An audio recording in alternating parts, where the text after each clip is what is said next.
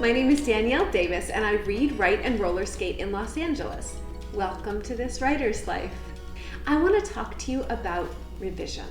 Now, as a writer, you know that when you're finished with the first draft of a story or other piece of writing, all you want to do is be finished with it and maybe never look at it again. But you also know as a writer that revision is so key to the process, and so much great stuff happens with revision. But it can also be kind of murky, right? Like, what is revision and how do I do it? So I'm hoping that I can help with that. So first, what is revision? Revision is the big stuff. The word has re and vision in it, right? So it's like a revisioning, a fresh perspective on your story. You don't have to start over, but it's a way to really look at it anew.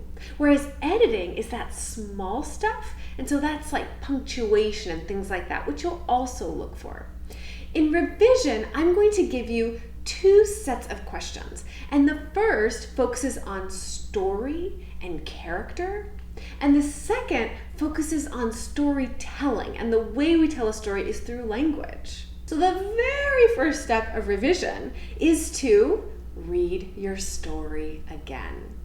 That way it's fresh in your mind for this new, fresh change and revisioning that you're doing. And then I have the first set of revision questions for you on story and character. The first one is on your first line. How might you revise the first line of your story? Does it do what you want it to do? Does it draw in the reader? Does it capture the story and give a hint at the story in just the way you want it to? How might you change it? Might you play around and come up with another first line just to see? Another revision question is on character. How might you revise your main character of your story? Would you like to change anything about them? Would you like to add anything about them, like some details, some specifics, now that you know them better? So would you like to add, for example, what they like to eat for breakfast, their favorite movie, their hobby, their first memory, an important friend to them? Another question is about plot. How might you revise the plot of your story, the action and the beats of the story as it unfolds? This is where a story map can be really useful, and I have an episode for that. Does the story flow the way you want it to?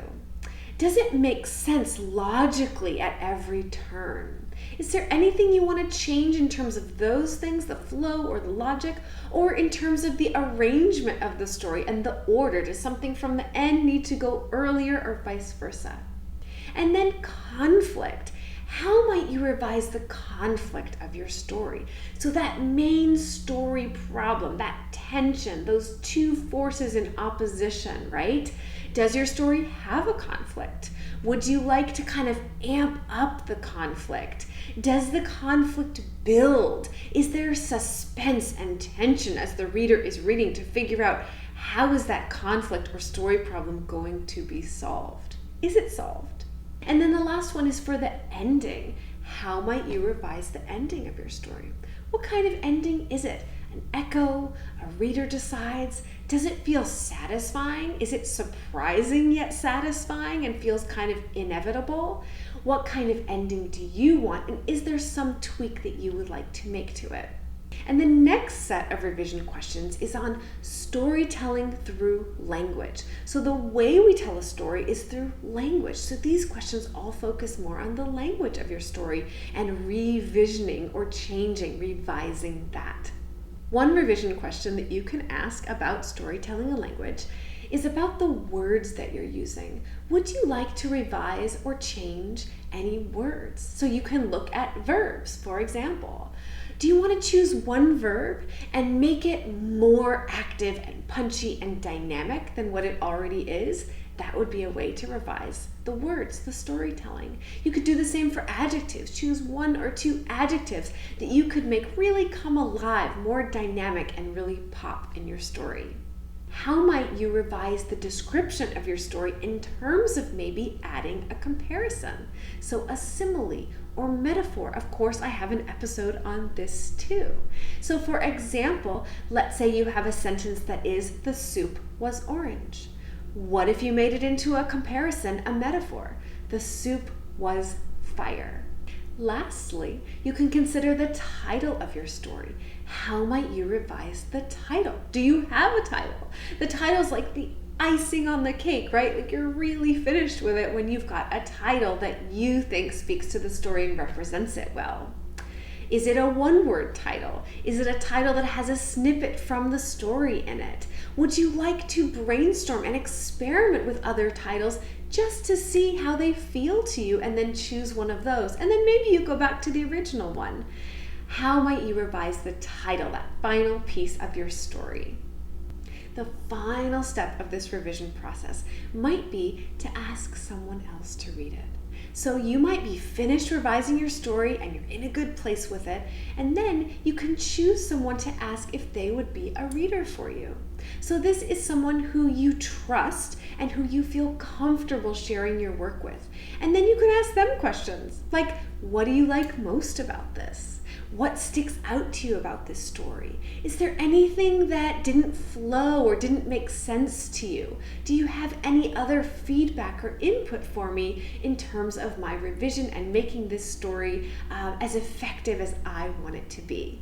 This set of revision questions is for you in a PDF in the show notes so that anytime you have a story, you can take it out and you can apply these questions in your revision process.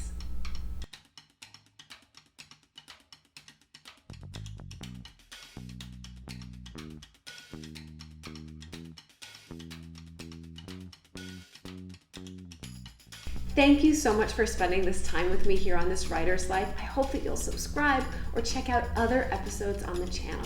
Parents and educators, you're invited to visit my website where you can also sign up for my newsletter.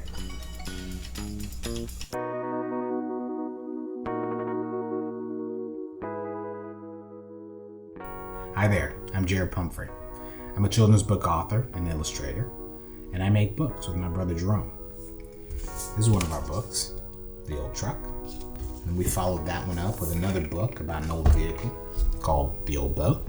And then this year we got two books, Somewhere in the Bayou and It's a Sign. My advice to young writers and illustrators would be to dream big, work hard, and persist. I think it takes all three of those things to be a writer and an illustrator. That's what it's taken for us anyway. See, our first book, it's called Creepy Things Are Scaring Me. We wrote this book when we were teenagers. You've probably never read it, never heard of it. That's because it came out over 20 years ago. It would be 20 plus years from that book to this book. That's a long time. And it took a really big dream for us to get from the book when we were teenagers through 20 years to come back to books and make The Old Truck. That's what I mean by dreaming big. We always wanted to be authors and illustrators. We wanted to make children's books. And so we had a big dream. And then when we got back to The Old Truck, it took a lot of hard work. We had to work nights and weekends. We had to read a lot of other books to see what was out there, what we liked, what we didn't like.